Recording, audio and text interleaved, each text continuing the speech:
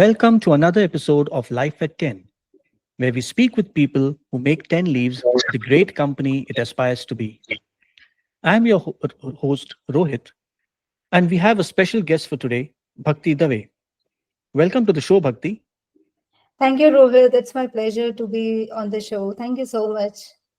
The pleasure is mine. Finally, someone volunteered to come on. The best part is you are going to be the host for this show, so that's going to be the special one for this. Yeah, but I think Bhumika got tired of talking to me, really. Oh yes, Bhumika has been doing it for a long. This one is going to be special. Yes. Let's see. So, before we start, how do you feel speaking with your boss as the host? Are you nervous? Little bit, but not actually, because you were not being kind of all the time bossy and that typical boss kind of thing. You have always been so much approachable and the friendly atmosphere what you always gave in 10 leaves. So not really, but yes, there's always a feeling when you're talking to a boss kind of thing. That's okay. So today, as I said before, we're just having a conversation, and the objective is to just to come to know you, and something where we try to, in our own way, learn something from you at the end of it. Okay, Yes. perfect. So tell me, Bhakti, what brought you to the UAE? To be honestly, I always wanted to have exposure to foreign laws and how it works out. So basically, I shifted here because since my husband was already in UAE, so that's the first thing what allowed me to shift to the UAE. But Mhm. when I shifting at the time of shifting in the UAE, I had a lot of questions about how am I going to survive and how am I going to get the job, or what am I going to do after shifting in UAE, since I have a lot of experience in Mumbai, India. So will my qualification work? So basically, when I shifted here, I did a lot of research. I did a lot of studies. I went through websites, how the qualifications work. Later, I came to know like the my qualification company secretary is well recognized in UAE also, and they have branches in for the Institute of Company Secretaries. So I was much confident shifting in the UAE is going to be a good option for me. Yeah, sometimes, especially when you're starting off, how many years of experience do you have? I have more than 7 years of experience in Mumbai, India. Perfect. So 7 years of experience, but when you're starting somewhere in a new place, it's always going to be a bit apprehensive, right? I don't know. You never traveled to the UAE before that, or you came in for the first time? I came for the first time. In fact, I've never traveled out of Mumbai anywhere in these many years. Really? Yes, it was like very, very odd thing, but yes, that's the truth. You know something? Before I came to Dubai, I also hadn't traveled anywhere in the world outside India, outside Bangalore also. So for me also, it was the first time I came to UAE. Was the first time I ever traveled outside. Oh, I guess it's the same thing, same feeling when you shift on to the new country, especially. Mm. It's not Mm. the state or the place you are shifting, but altogether a different locality, different people, different culture. So yes, True. initially it's always very much odd. You always have that curiosity, what's gonna be the next. But I think I was very fortunate and that I got the opportunity with 10 leaves, that you gave me the opportunity to work in the 10 leaves. So it's always, I feel it's very important and very special when you are new to the country and you get the opportunity to work. So, that's a special feeling. And that's very much, I'm always thankful to you for giving me the opportunity to work in 10 leaves. I've not done any favors for, frankly, Bhakti. You went through interview rounds. You've done well. You're very qualified. We're more than happy to have your expertise at 10 Leaves. So, one word which you used earlier was curious to know. And what's exciting is a lot of people are afraid when they go to a new place. But I guess you were curious, so that was a more positive approach. That you were curious to find out, okay, what next, rather than, oh, will I be able to make it, right? Yes, that's correct. Because I was confident enough. I will find some ways to, work out, or how am I going to do? Yes, obviously you have a lot of questions going on back of the mind. How am I going to search a job and whom to approach, how to approach? But now we have medias also like LinkedIn and many other places where we can just figure out few things. So I think that's also helpful for whoever is coming new. I am very sure there will be many people who are like me who are looking for opportunities outside country, and they would also be going through the same phase which I was earlier last year. No, I'm drawing parallels when you're telling me all this. I'm going back 20 years.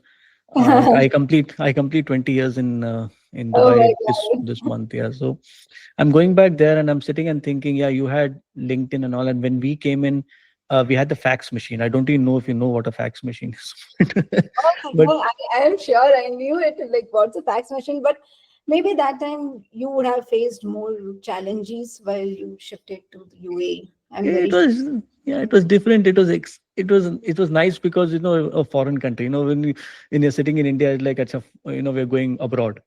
So when you come here and then you realize within 2 months, it's not very difficult, not very different from India if you go to see people wise, and it's not like you're going to a completely different country, right? I mean, maybe somewhere in Europe would have been a different story. Over here, there's a lot of Indians around, a lot of home connection, but yeah. So I remember we used to send faxes. So they had these numbers of all companies. I'm sure the companies would have been thinking all this is spam coming across, because when you send a fax, the fax machine spits it out and there's a piece of paper, right? So send your resume to hundreds of companies via fax. None of them respond because Oh it's all yeah, spam. I'm just wondering when you're saying me, like I'm just having that imagination. You would have sent some facts of your resume to so many companies, and the companies would have got so many papers with the resume and how they're gonna manage all these things.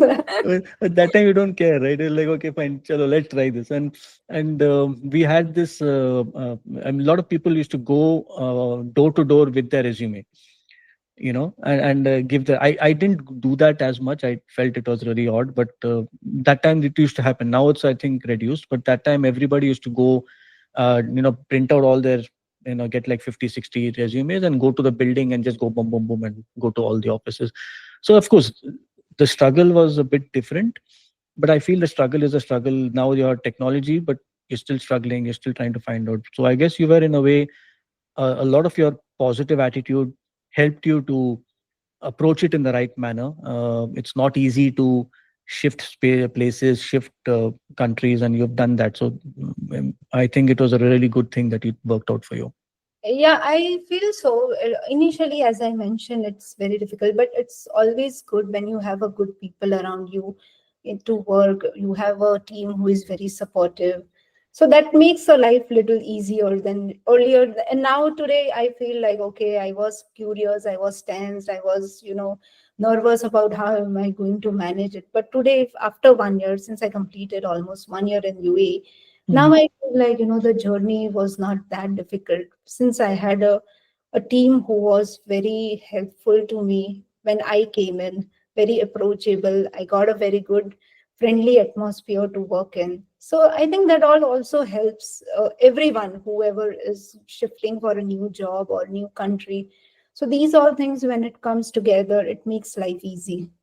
Absolutely, absolutely. So tell me something, Bhakti. How different is it here back in India? I mean, work wise, learning wise. You've worked 7 years in India. You're working here now. What do you feel are the main differences what you experienced? The main difference I feel is the approach towards the compliance, especially for corporate governance. Because if I compare to India, we have got a Mm, very stringent corporate governance which has to be followed by all the companies, irrespective of whether it's a small private company or it's a large listed entities. So few things I still feel like UAE, we need to have a good corporate governance practices followed by all the entities that mm. can help them in ensuring compliance also with the regulation. Plus it gives a transparency to the corporate, and also investors are also very confident to invest in the company if any company has a good base of the corporate governance. I feel this is a very much difference from India and UAE. No, that's a good point you raised there. See, I know, you're wearing your company secretary hat right now, and you're thinking of it from that angle, and it's really true. A lot of people don't understand that it's not the money you're spending; it's a very small amount. But the point being that the expertise you get from a company secretary is something which is a kind of undervalued. I agree with you at this stage in this part, at least for the smaller firms. The bigger firms, obviously, they have certain things to be done, but even regulated firms have seen that. I don't know. I think it may be an opportunity more than a challenge right now. It may be an opportunity for you to put some things together and where we can approach clients and things like that. So I think the that's exciting from one side. Yeah, because what I have also observed is normally the company secretaries, the entities, and also the people around the Mhm. board and all, they normally consider it to be a more administrative role who will be doing only documentation. But there is something more than the administrative role. It's not just the documentation, but how do you make a good corporate governance, how the board meetings are conducted in an efficient manner, how the documents, the minutes are all communicated so that we have a full record of what discussions were made. So all these things are still lacking and need to work on this.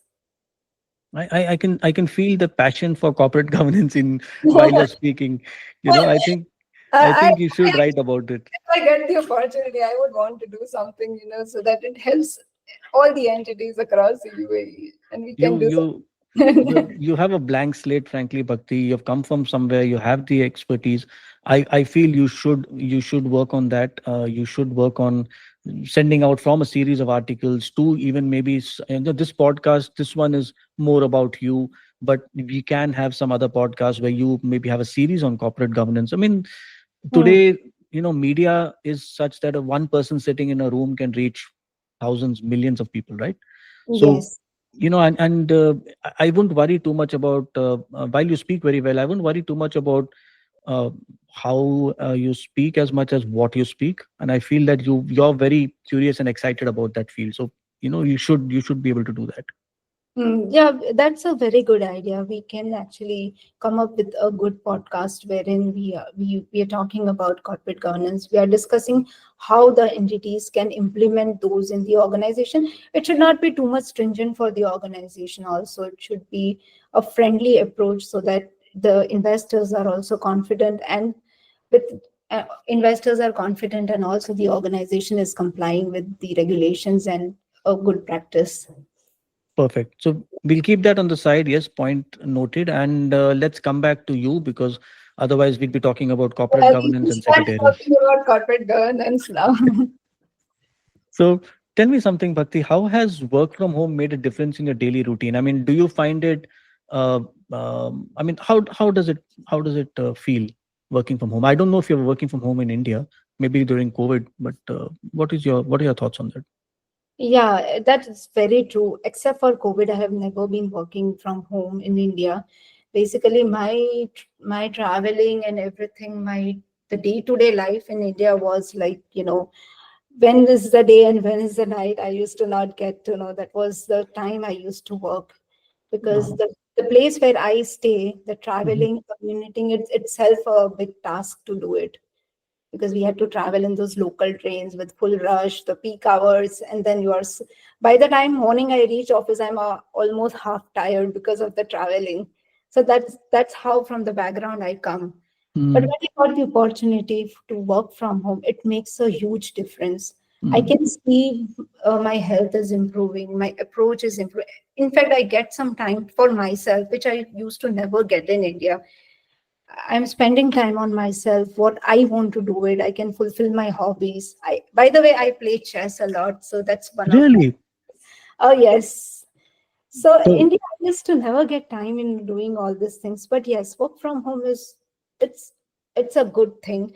But also, I feel work from home it's more productivity because the traveling time is not that much spent, and also the team is approachable because now we have the Google Meets and connections, so many things. So that mm, also keeps all connected, and the work is also efficiently conducted. no, I agree. I agree. I mean, I feel it blends your life in and doesn't separate it from work life. And yeah, I mean, see, people can look at it different ways, but what you're saying is right. I mean, you get some time to yourself. You get some time with family, I guess. Yes, correct. You know, That's yeah. So that's. I mean, we are lucky. I keep telling this all the time, but really, we are very very lucky that we are able to do this. I mean, not many people have that. Not people are fortunate enough to do this, you know. And thinking and giving that opportunity is also a very big thing. I'm very sure you might also be thinking so many thoughts would have been coming in your mind when you give work from home. Because what I have seen and normally I have observed, especially in India, being the owner also, like the owners of the entity of the companies, they are not confident enough when it comes to work from home. So, that trust is very important, being the owner of the entity, because I don't want to name any company, but I have seen those companies which they do micromanagement when it comes to work from home. But we are very lucky and very fortunate. Like, you have given us the option to have work from home, give time for family, give time for ourselves. So that is very good thing. I tell you something, Bhakti. It sounds like what you're saying, but actually it's the opposite. That you guys give me confidence rather than the other way around. Because, see, I mean, the issue of trust, frankly, it sounds very funny now, but it never Mm, arose. It never arose. I never had even one iota of doubt that staff, when we started the work from home back in COVID, we took it like an extension of, oh, you know what, we're not working at in office, so we'll just get our work done at home. That's it. I mean, the thought never crossed my mind that someone's sitting and seeing Netflix or whatever. And I don't really, doesn't really matter to me, because I sometimes during the workday, if I'm not getting the right mood of getting something done, I just go down, maybe see a couple of songs, maybe read a book, and I come back and I'm back, or I spend some time with my son. I can't do that in office. So I can't go back and come home and just touch the touch towels and go back or something. So, but I feel that I've given myself that flexibility and I'm still able to work. And the team has responded with even more ownership of what they're doing. So it's the other way around. The team has given the confidence that yes, we are here and we are doing our work and we are enjoying it, and we're able to do it. So I don't have anything to worry about. It's the other way around. I'm not giving anything different. You guys are rising up to that occasion, and you're doing it. And I feel it's become a nice blend now. I dread the fact, if God forbid we have to really go 9 to 5, I would never ever do that. Even if you have an office, I'm not going to do that. mm. But that's very important. So that again comes with the only one word, that is trust. Like, True. we all have trust in you, and you being the owner, you trust your employees. So I think that is much important, and that is what is making everyone bonded together in 10 leaves. So I think that's very commendable. Like, we all are working together. Yeah, so I remember we had that annual meeting, and I told you guys, I said, imagine a company where the baseline is mistrust. I don't trust you, you don't trust me. So I ask you, oh, what are you doing now? What are you doing tomorrow? Why didn't you come? If that's my attitude, mine as in the owner's attitude or the shareholder's attitude, and then the employee is always like, oh, are they going to be replacing me tomorrow? Are they looking for? If that's your baseline for any, how does it work? In my head, it doesn't seem like a very workable relationship, right? But so it was not very difficult to get this done, because that a baseline for any employer relationship, if it's not trust, then what else can it be? Then half the time is spent in trying to figure out what it can possibly go wrong, rather than finding out what can go right you That's know correct. That's very correct. What you just mentioned it. That's very true. Anyways, so catching on to that chess thing you talked about, Yes. how long have you been playing chess? Have you played professionally? How good are you at chess? Can you defeat like the grandmaster or something? I no, I haven't played until that, but yes, and when I was in school and college, I used to play chess a lot, like into school competitions, that state levels, national levels. Wow. I used to play that, but once when I left the college, I completed my studies, and then I got engaged with, making career, working and all. And then slowly I left that touch of playing it. But yeah, I do play it at times online. We have some websites which are very good to play, but I want to keep it connected. So that's the reason whenever I get the time, I just play one game, and that changes my mood. And that actually I realize now, when I was playing in school, I was just playing it for fun, and because I used to like it. But now after years, I realized, like, playing chess has also helped me in in understanding. It has created a good patience level, strategic thinking. It helps in personal and professional manner also. So yes. Absolutely, absolutely. I mean, I for one always I would dissuade you from not playing. I would dissuade you from your not pursuing your hobby because first I didn't know you play chess.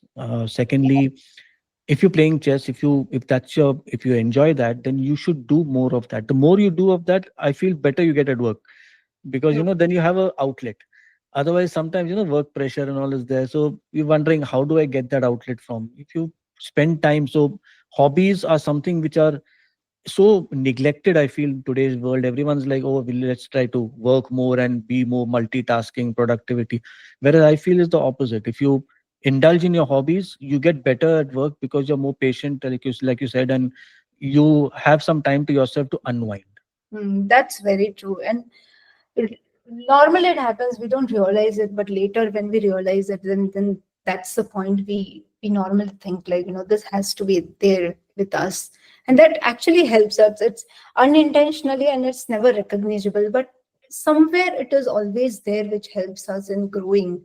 Any sports or sports, I always feel like, it's always helpful in growing. True, Any true. kind of sports. True. Absolutely. And chess is, of course, they invented in India. And, it's a game with a lot of mental jugglery. At the same time, it's exciting because I mean, I don't know, online, maybe you also got to find if you get these chess clubs or something somewhere near your house, or maybe you start one if you have enough people. You never know where it goes. Maybe in our own team, we may have some closet chess player who's not played because they didn't have the time types. Actually, when I came to UAE, I always think, and even for today, I think, like, if I can do something in chess, like I can have my own coaching classes or something like that. Because Try it, yeah, try in it. India, that I was doing in India the same thing. Like I was a coach for a longer period of time. I used to Wow. children's how to play chess, so that I have been doing it for a longer period of time. But over a period of time, it just went out, and now again, yeah, if I get something, I will again start it. I would take it another way. You'd start it first and then you'll get something. Why don't you start it? Oh Doesn't yeah. matter if you have one person also. At least you started it. At least you're putting some, and that itself gives a. See, I don't know about. I feel genuinely everyone has a purpose in life, and the purpose is not to go and work and tick a box and come back. Right? That's true. So what makes you happy, Bhakti? What makes me happy? It's a very nice question. I feel very happy, one, when I play chess. That's the base thing. And the second thing makes me happy when I'm with my family. And when I do something good for others, or somewhere if I am helpful to others, that can make me happy. That's very good. I mean, I feel again, your outlook towards life, it keeps changing when you're younger, when you're older, but the baseline is that if you are curious, and if you enjoy what you're doing, and if you're always looking at helping out in some way or the other, it Mm. kind of enriches yourself as well. You find meaning, which I guess everyone is searching for in today's world. Yeah, and I think you are the one who is always helping people around in our office. Like, you have always been sharing knowledge, helping others, encouraging others. So I think somewhere, we also get encouraged from you when you do such things for us. So it's like, when we also feel like, okay, something we can also do the same thing. So that's also a very good thing. Yeah, that's nice, man. As long as it's making a difference, it's really nice. And trust me, I enjoy it because you're living with your workmates for a long time. You're spending a lot of time with them. It has to be pleasant. It has to be exciting. It has to be. I Mm. mean, in our whole conversation, we haven't talked about money because. But tell me something. How relevant is money in your life? Money, yes, I won't lie on this, but yes, money is always important, and it's always a part of the life, because now the way the lifestyle is and the way the culture is, yes, I would want to, but not over compromising my personal things. That's what I'm thinking for. But That's yes, an honest answer. Everyone, obviously, you need money to be live a comfortable life. I tell like, you know, money is not important. That's not true. For everyone, money is important because I have a certain goals, certain things I want to achieve in my life. So for that, yes, I can achieve it only through money. So yes, at some point of time, it is very important, but it's a part of the life. It should not be the whole life. That is what I see. So, what is the goal you have which you want to achieve? Mm, Many, like just normal, like I want to be a good company secretary, and you know Yeah. that's the ultimate thing I'm looking for. How will money help you be a good company secretary? Money is not going to help me a good company secretary, but yes, I mean, like many things are there which I want to have it in my life, and there are few like a house in the UAE or something like that. Which is nice. Why not? I Yeah, mean, so when I came in here, my first thing was that I would have a house in India. So I came in here to save 5 lakhs per year. So thinking in 15 lakhs, I will save for 3 years and I'll go back because my objective is very clear and I will save money for my house and then I'll go back. That was 20 years back, right? So the goalpost keeps changing, but over I time it changes. sorry. Over a period of time, it changes. It changes, but a house is a basic security which we desire, which we should not be apologetic about. Everyone wants to have your own house because the economics of it doesn't really matter really at that time. It's a feeling. It's a Yes. feeling of having my own house. You know. You know what? Like when we are talking about a house, I just got it in Mumbai, India. I got a house, and Mhm. unfortunately, I could not stay for a single day because the day I got the keys of my house, my husband got the opportunity, and he was like, "We have to shift to UAE now." So it's like last year I got a house in Mumbai, but Ah, unfortunately, I haven't stayed for a single day in that house. So I still miss it. This thing is still there in me. maybe because you've been destined to have something different, and Yes. again, that security which the house gives you, the feeling the house gives you. I had one. I just got mine 1 year back, 1.5 years back, Mhm. and it's just another feeling. I mean, you put it on an Excel sheet and you speak to economists and they tell you renting versus buying and all of that, opportunity cost and all of that goes out of the window once you sit in your house. That feeling, you cannot put money on it. You can't put a price on that. That's very good feeling, and like the changing houses for rent, and I just had this feeling like I just completed 1 year, and I was about to complete 1 year, and back of the thought, day and night, I'm just thinking I don't know what I'm going to do now because the rent is going to increase. Where am I going to go? So when you have your own house, at least you get rid of all these feelings, and there's no one who can just bother you to pay rents and everything. It's just your house. I know, I know, but you will get there. I mean, sometimes things take their time, and then they come to you when you at some point you understand. Yes, I've worked for this, and here it is. So it will come to you. I'm sure that you will achieve whatever you want to achieve, and even if you don't, the fun and excitement and experience you have towards that itself is worth its weight in gold. So I feel on that note from your side, I really came to know a lot of things about you, Bhakti. I'm sure you have your heart in the right place. You're going in the right direction, and most importantly, chess.